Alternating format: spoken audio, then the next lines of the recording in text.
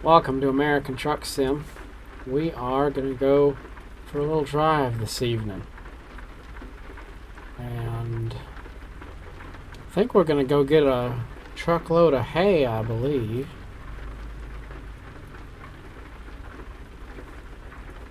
I think we're going to Texas today.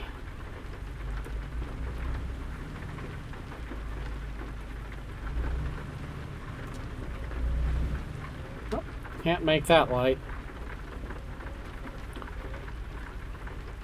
Sometimes it seems like people are determined to be infuriated. You ever notice that? People they want to be infuriated. So they go online and look for something that's going to make them angry at the world. Something that validates that sense of I'm better than everybody else, and look at how ridiculous all the other clowns out there are. I think that's what it is.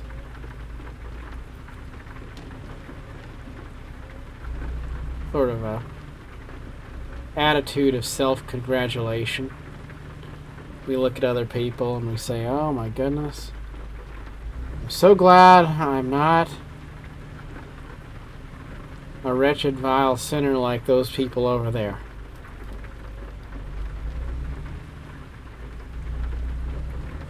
And then we don't have to really think about our own weaknesses or our problems or any of the things that we need to work on, because we can just laugh at all the other fools that are lesser than us.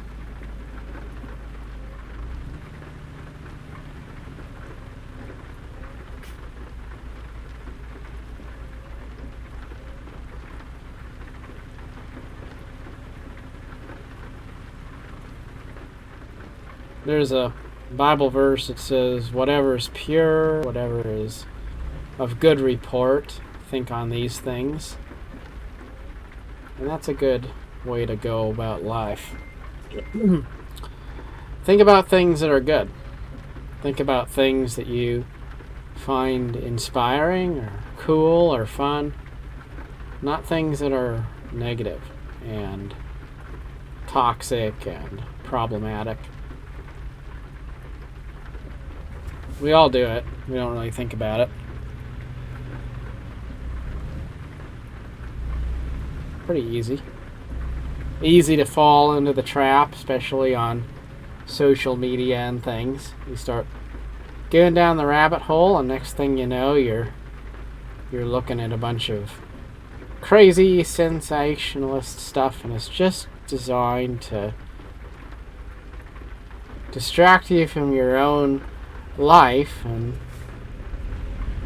make you feel better about yourself by looking down on other people. It's like there's these videos on YouTube, and they'll find people that are stupid, and they'll ask them questions about history or politics or something, and then they'll record them not knowing the answer to the questions. They'll find somebody that really is not very bright and doesn't have any preparation, and get somebody to say, like, is the earth round? And they'll be like, I don't know. Or how many states are in the United States? And they'll be like, 500 or something weird. And then they'll take all these interviews and they'll stitch them together in the most unflattering way possible, and then post it on YouTube to show how stupid America's young people are. That kind of thing. Now, they're not looking for smart people, because if they were looking for the smart ones, if they were putting together the best interviews, the best answers, then there wouldn't be any clickbait there, because it would be a normal kind of a thing. It's fun. It's fun, though, to watch a video of dummies cherry-picked or maybe even staged to look stupid. And then you don't feel stupid. You pat yourself on the shoulder. Yeah, I'm not stupid like that. Look how stupid these people are.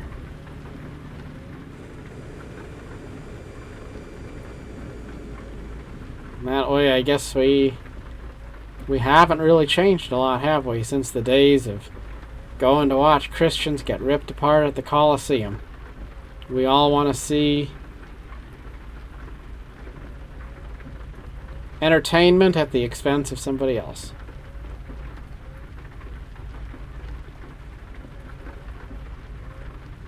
Because when you're looking at people down in the lion pit getting ripped apart, your life doesn't seem too bad. Because no matter who you are, you're not the guy getting ripped apart by lions down there, so as long as he's in there getting eaten up,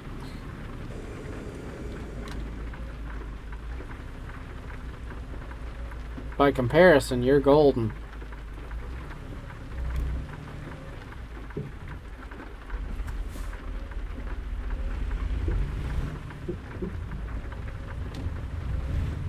That wasn't a very good turn. A little bit sloppy there. We're on the dirt road, bouncing along. Alright, where's our trailer? Let's see it.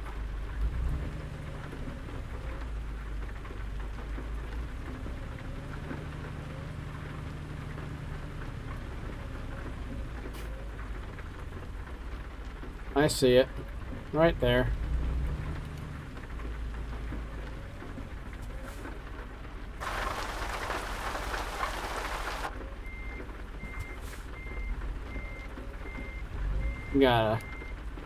Gotta turn around.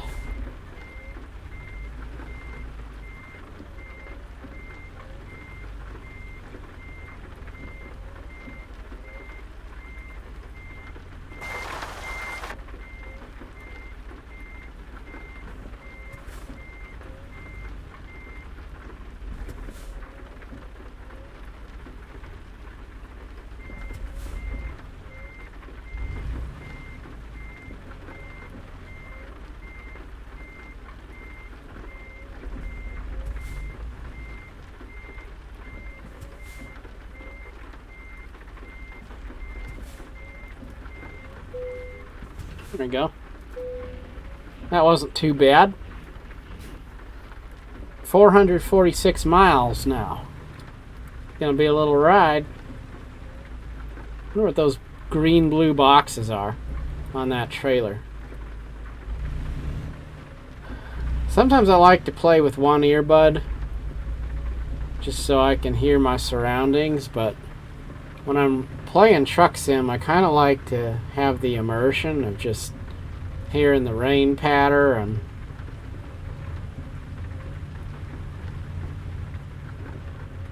feeling a little bit more like I'm really there in the cab of that truck.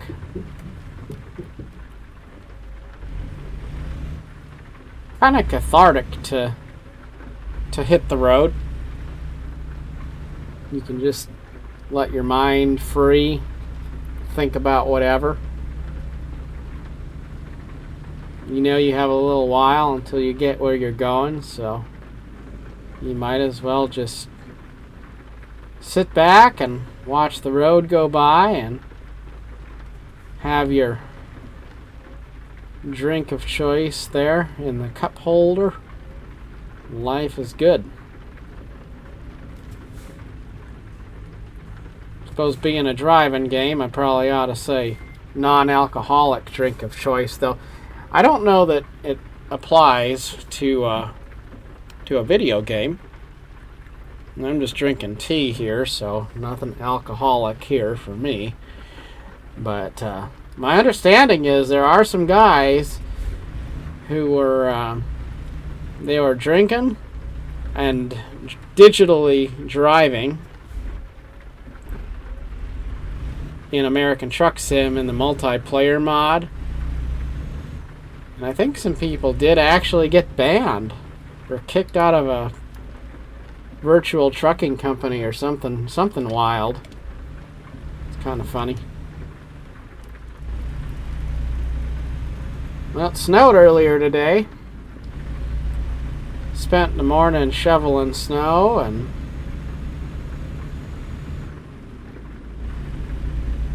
most of the snow already evaporated and melted off the main roads by this time.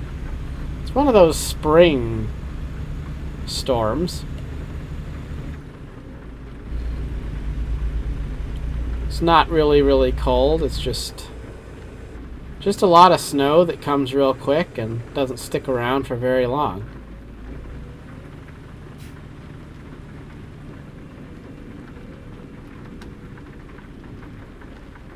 Okay, so we have a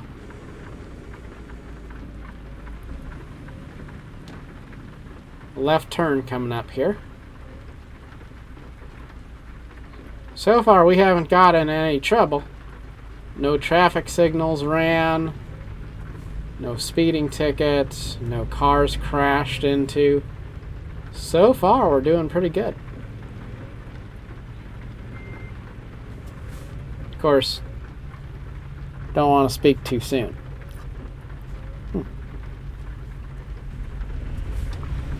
Sometimes these turns are kind of hard to get through without taking too long to get through the intersection and then getting hit with a ticket for running a red.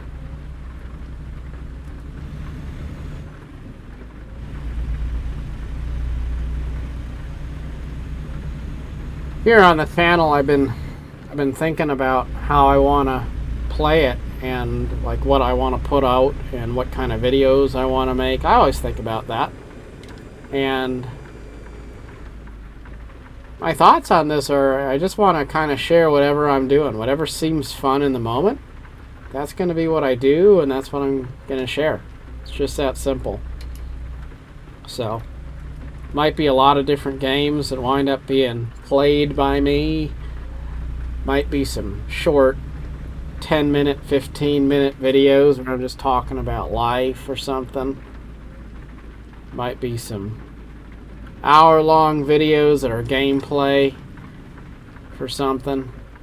Really, it's just going to be whatever comes to mind, whatever I feel like for the current time.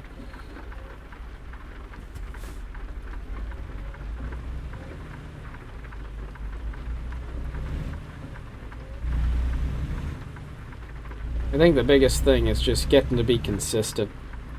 You gotta get into the habit of doing something every single day and make it kind of a lifestyle choice. Then you can focus on getting better.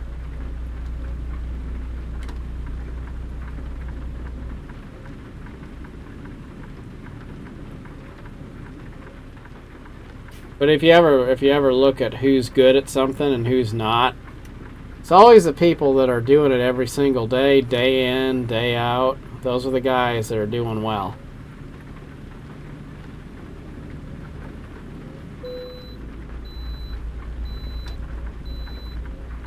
Okay, we can pass the way station. Don't have to pull in there.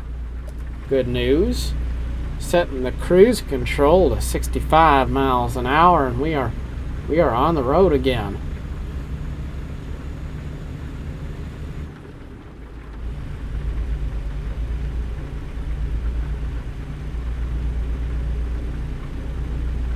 Half a tank of gas in there. At some point we're probably going to have to pull over and get gas.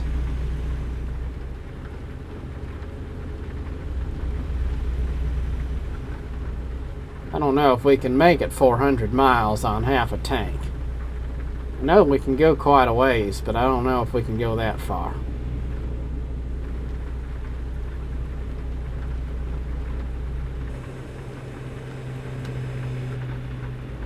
Alright, we're gonna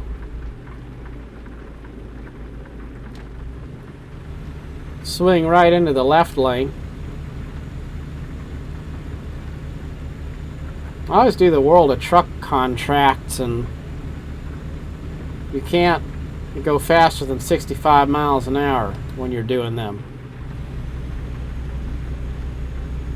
Which kind of, I guess, defeats the point of trying to pass in the left-hand lane.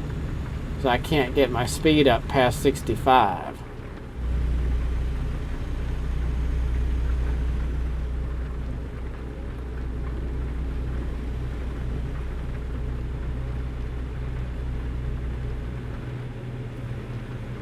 I think it's real important to have a sense of routine in your life. You got to have stuff you do and you just keep on doing it all the time.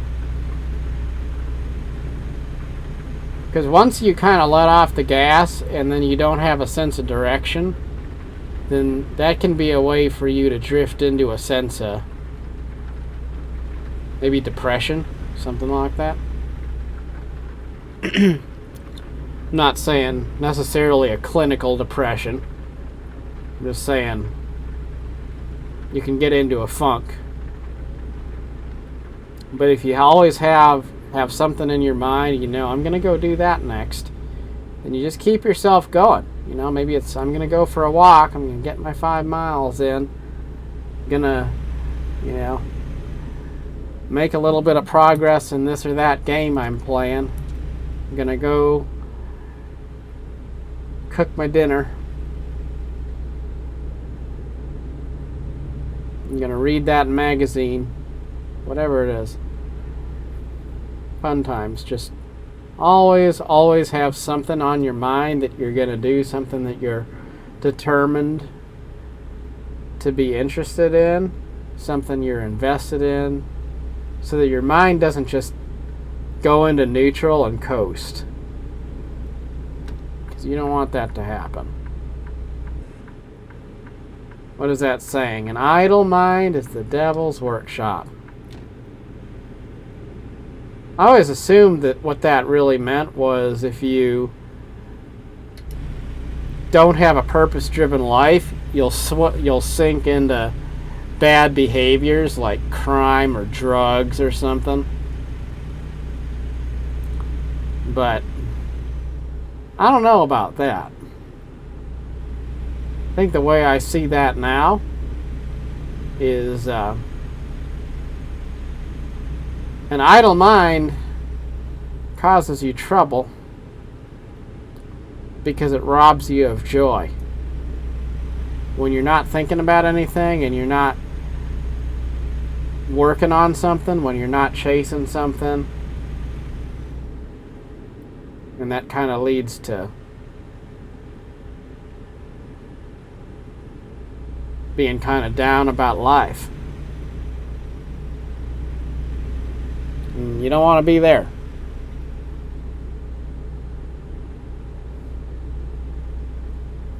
Keep moving forward. Where are we at here? I'm guessing this is Denver. I'm assuming we're passing through Denver. There's a cool stadium we just passed a little ways back.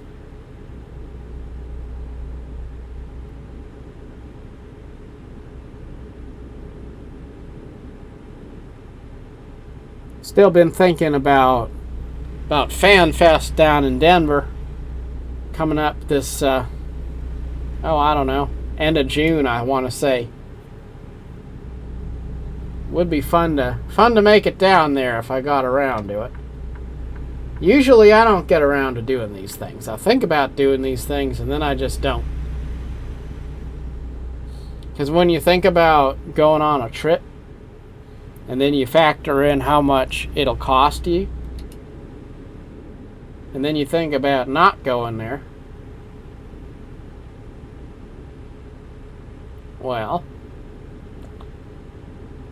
you know, if it cost me $2,000 to go on vacation, or I could buy a new gaming PC for $2,000, what would I want more? A fun week or a free computer, you know? Like, those are the kinds of things I think about now, and kind of puts a lot of those expenses into perspective. Like, I was thinking about, going down, I get an autographed Star Trek memorabilia by, get to maybe meet a Star Trek actress at the Fan Fest, and that'd be cool. However, I could also go on eBay and get a autographed Star Trek piece of memorabilia, and I could do that without leaving my home. So if I want somebody's signature, why go so far out of my way to get it? Why not just save some money and buy it outright,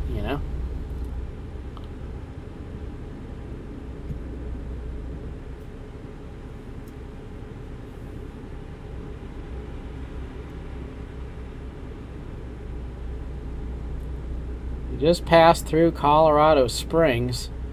We're making good time, too. Just 288 miles left to go.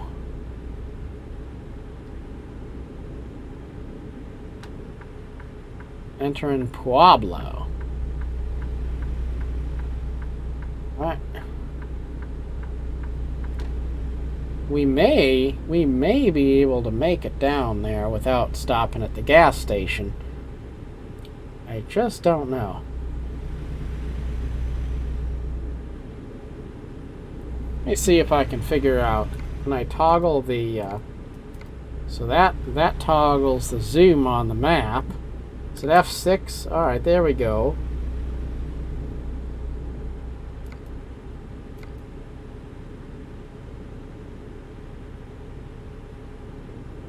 That view does not tell me.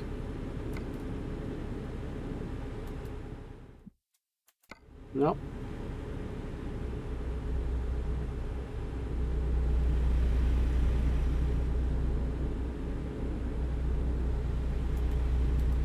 F2 toggles mirrors. F3 toggles the HUD. F1's pause.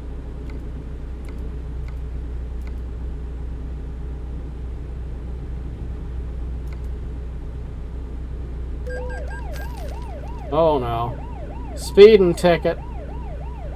I thought 65 miles an hour was the speed limit. Alright. Well, I'm sorry.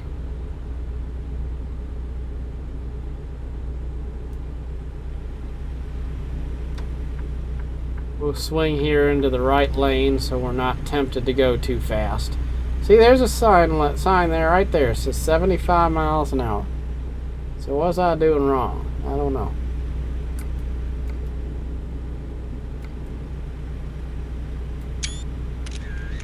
I'm just hitting my F keys because I want to figure out how to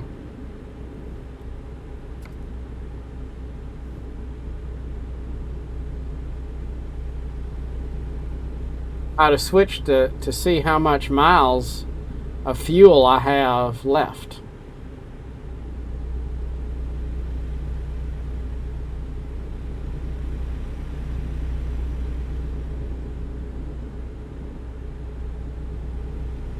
I'm gonna have to look at my hotkeys later on because I think the dashboard display can be toggled to show miles of fuel left before empty, but I don't remember how to toggle that.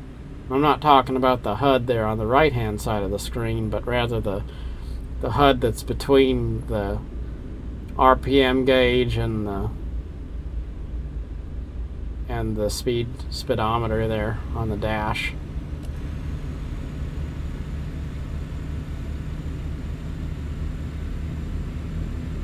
So we're not going to be able to say that we made this trip without any incidents because we did get that police officer who caught us for going too fast. I believe that's what it was.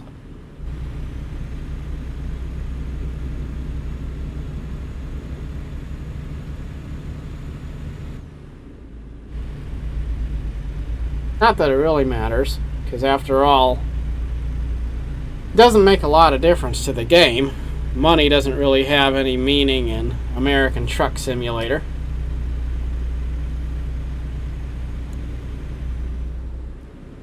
I'm sitting on $2.4 million. I don't even think about money because you make money easily in American Truck Simulator. It's not about actually earning money. It's kind of just a number that goes up over time.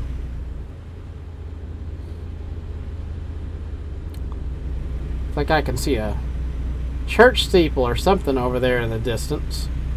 Here we have some police activity. I think maybe a stalled car there on the side of the freeway.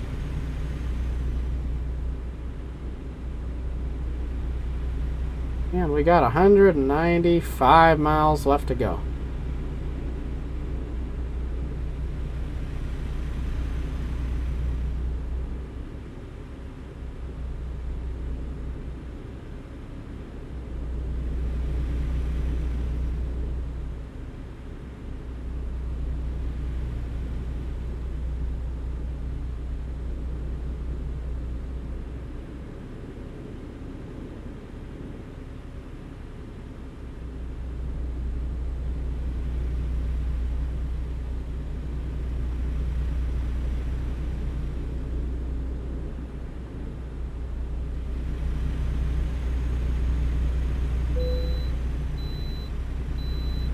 And we have permission to bypass another way station.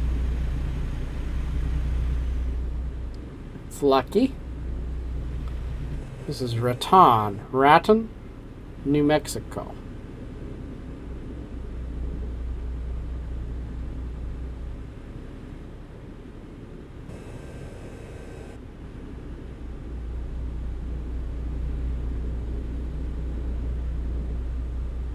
There's a saying by Sam Walton, the man who founded Walmart.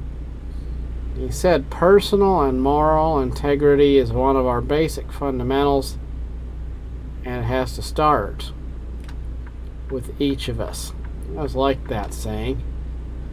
But then I got to thinking, what exactly does that mean? Personal and moral integrity. What's the difference between personal integrity and moral integrity? Can you have personal integrity and lack moral integrity? Or could you have moral integrity but lack personal integrity? The more I thought about that, the more I realized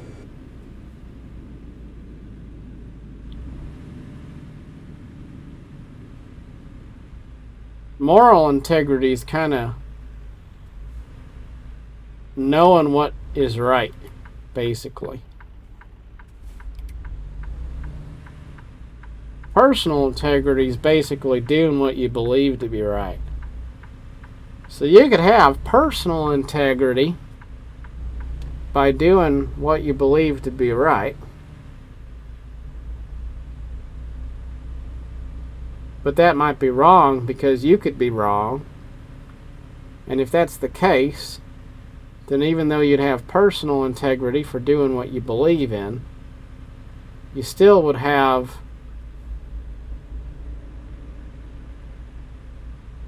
a lack of moral integrity because your idea of right and wrong is incorrect. It'd be like the Nazis that were killing off people during the Second World War. We would all agree that's wrong. So to say that they had moral integrity would be probably incorrect. And yet, many of them believed that what they were doing was in fact right. And they were doing the right thing for the greater good. So in that sense, they did have personal integrity. So that's the challenge in life, to have both. To have moral integrity, as in you know right from wrong, and then also to have personal integrity to actually do it. And quite often we have moral integrity in the sense that we know what we think we know what's right, and maybe we do even. But we don't have personal integrity because we don't do it. And that's like, you could be in a relationship and you have a partner and they always say, good things that they're going to do. I'm going to work on myself. I'm going to stop drinking. I'm going to stop swearing. I'm going to stop doing drugs, whatever it is, It all sounds good. Except they aren't doing those things. So it's all talk, because where the rubber meets the road, they're not going to live up to it.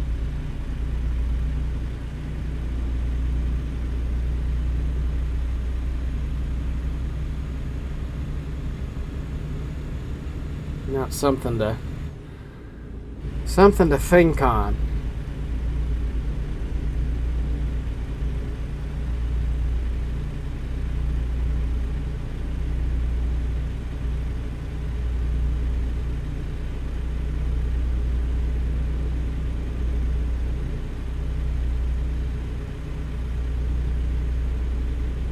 Usually we are tempted to judge other people not because they're so much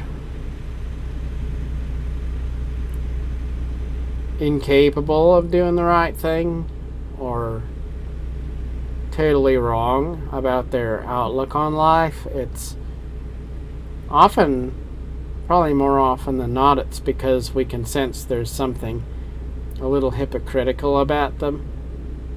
Like they're not really doing what they themselves believe they ought to be doing. And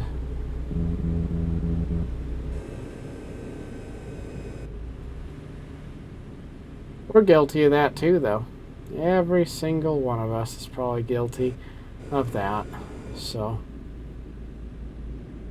usually when you're tempted to judge other people, you shouldn't spend much time doing that before you turn that mirror back on yourself, and then you realize, yeah, I guess I have a lot of things I need to work on too.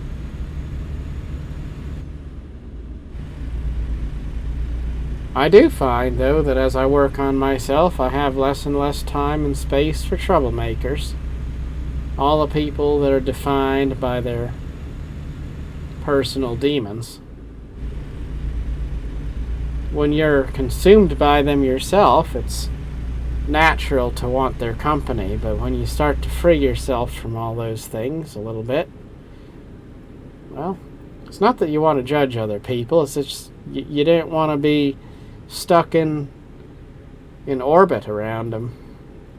So you give them a little bit of space so that they can be accountable for their actions, and you can be accountable for yours, and if there's differences of perspective, they don't conflict. Respectful distance. Isn't that true? Sometimes the best way to respect other people is to give them a respectful distance. Because if you get too close into people's business, then you start to unavoidably see all their faults and want to judge them for everything and want to reform them and control them and all that kind of stuff.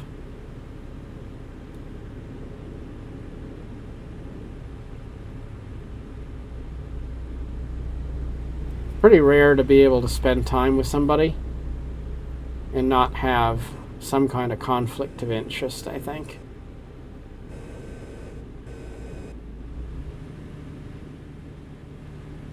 And that is hard, because sometimes you start to realize you have to have a level of distance so that you can keep yourself safe and respect others and things. And then you also realize you don't want to be an island in life too. So that can be a little bit sad sometimes when you feel alone, but you also don't feel comfortable associating closely with a lot of the people who are around you.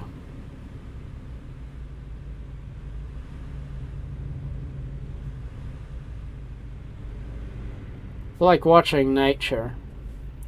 You can look at the BBC and you can see the buffalo and the lions and cheetahs and snakes and all these different creatures, and you can like them quite a lot, but then you also know you wouldn't want to be necessarily right up in there with them, because a lot of those animals might harm you if you were in their space. So it's better to like them from a distance.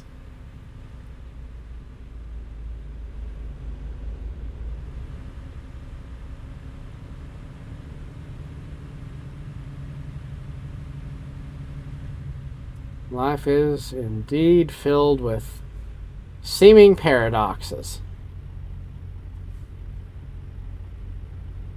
People who you love, you have to give them space. The things that you believe in, you have to keep to yourself.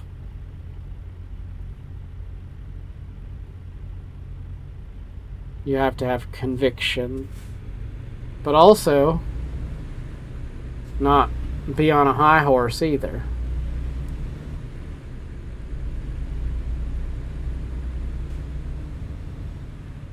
I think it's funny how people who think of themselves as being moderate and enlightened are often the most critical and judgmental of others, because they think that they have themselves discovered some sort of a supreme middle ground or point of absolute truth. So then they start to judge other people for not being as enlightened as they are, and as soon as that happens, then basically they're just like the people who they're judging. They're convinced of their own perfection and determined to put down anybody who doesn't subscribe to their views.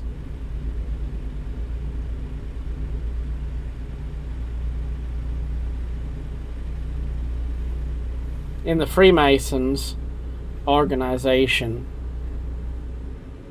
anybody can join. Anybody can be a member. But one of the rules is you can't recruit people from inside. So if you are a member, you can't ask other people to join. But if they ask to join, you can certainly give them the resources.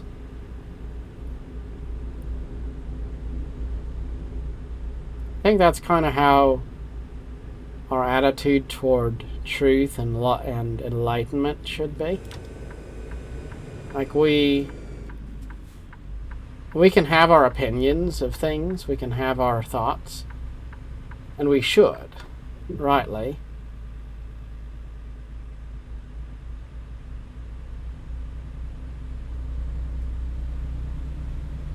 And we should be willing to share those ideas with other people too, because if you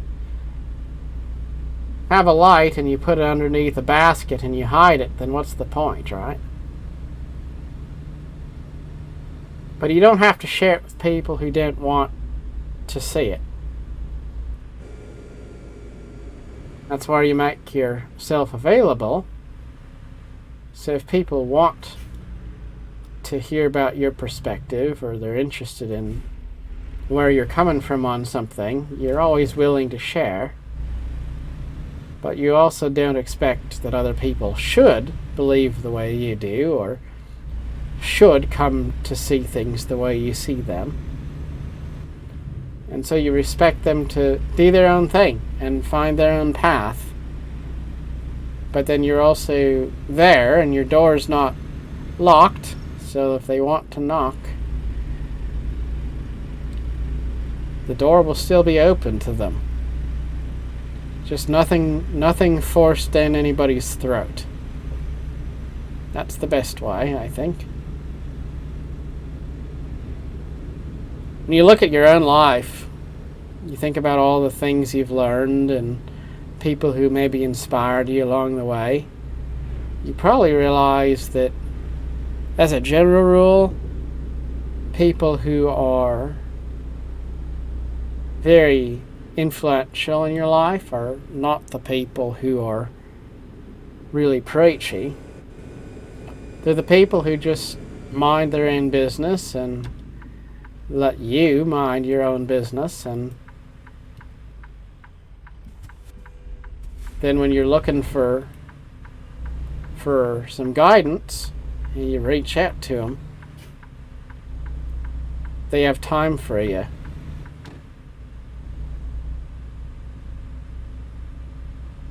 It's easy to have time to try to judge other people, time to shove your ideas at them without their consent. But then if they ever actually want your time genuinely, then you're too busy. Which is kind of silly.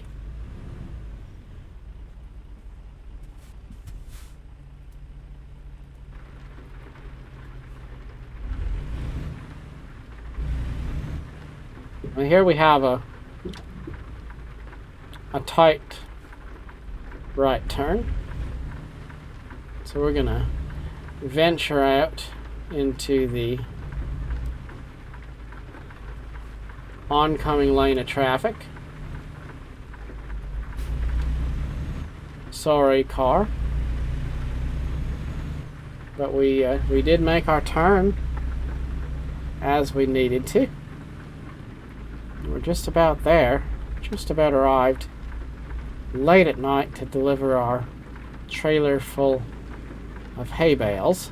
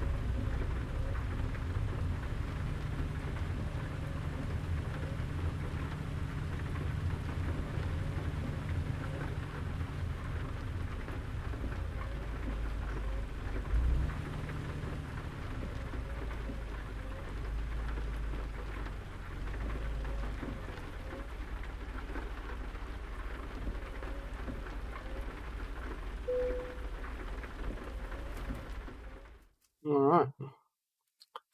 And where do we want to put it? Right over there. Well, okay.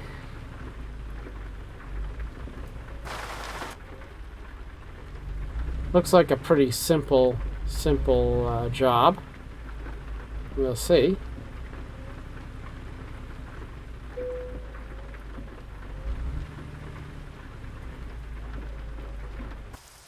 Let's go to the exterior view so we can see what we're up against a little easier.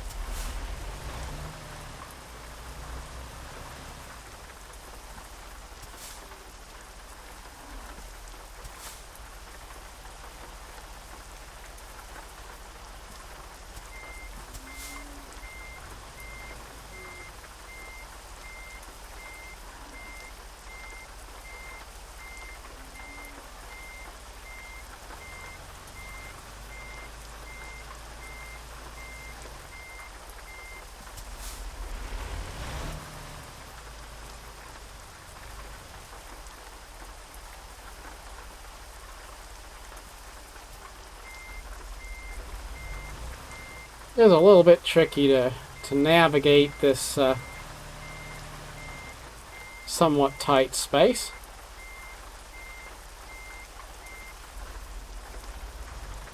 I think we can do it though. I believe we can. We'll go right into the corner there.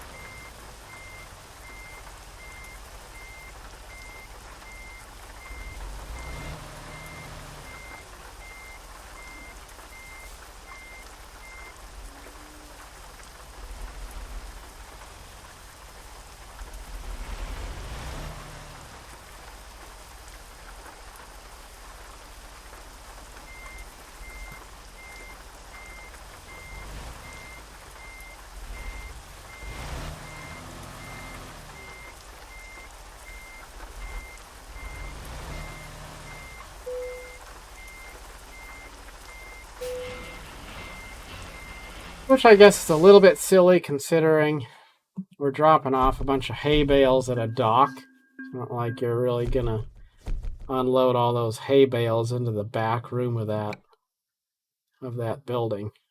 I don't know. Well, that was another successful job. 47 minutes in game to drive about 400 miles in game miles.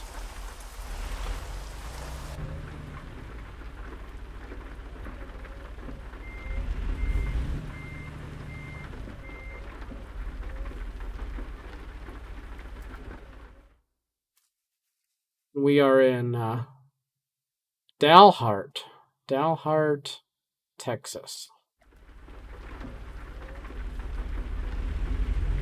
Now we're gonna make our way out of here and go find a place to sleep for the night. And I suppose it's about time for me to go to sleep in real life too, so once I do that, then I will turn in myself. There's a Texas billboard there. We went on a nice little adventure from, I believe, Wyoming. I think it was Wyoming or Colorado. Forget exactly where we started.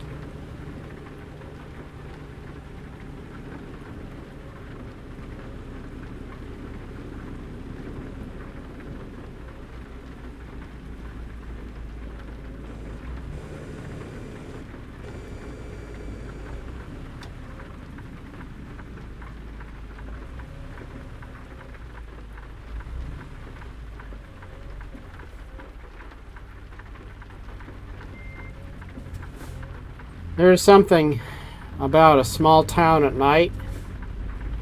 Feels kind of homey and also kind of lonely all at the same time. Those one-stop light towns like they had in the animated movie Cars.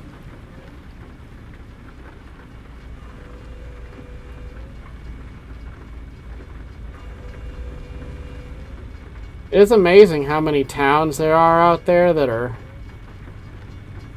not really special. But if you know them, you'll come to realize they have a lot of special things in them. Little hole-in-the-wall diners and decent people. You can have more of a sense of community and connection in a little town than a big city. Quite often, more people does not mean more connections.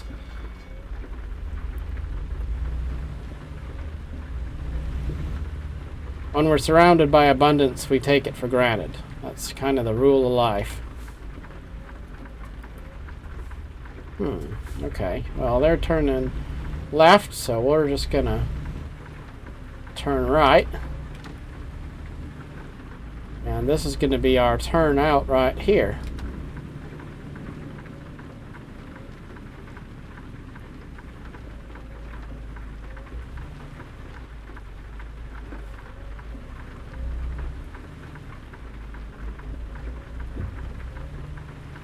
There's also something kind of comforting about pulling into a rest stop or really any place on the road where you're going to be able to get something to drink and get something to eat and go to sleep for the night. After a day of traveling on the road, it's really nice. Alright. And there we are. Ready to end our day here in Dalhart, Texas. Thank you for coming along for the ride. Till next time. Thank you for watching, and have a good night.